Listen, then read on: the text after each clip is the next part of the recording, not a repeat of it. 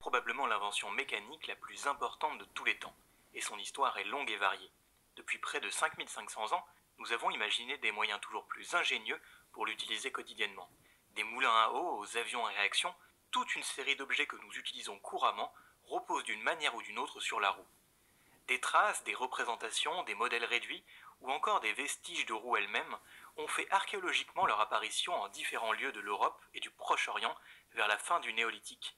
Mais la rareté et la disparité des vestiges, ainsi que le potentiel de diffusion rapide propre à cette technologie, posent d'importantes difficultés pour déterminer précisément le lieu et l'époque de l'invention des premières roues.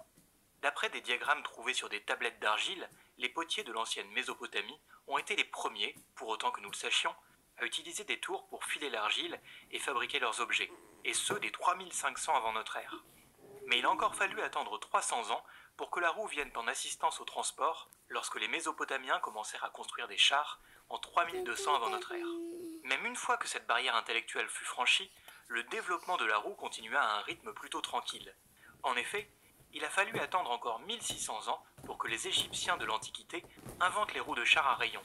Si le concept peut nous sembler simple aujourd'hui, il doit cependant y avoir quelque chose dans la roue qui est conceptuellement difficile. Car ni les civilisations mayas, ni les aztèques, ni les incas, toutes des civilisations très développées, n'utilisaient la roue. En fait, il n'y a aucune preuve que les populations américaines natives aient vu la roue avant qu'elle n'arrive avec les Européens.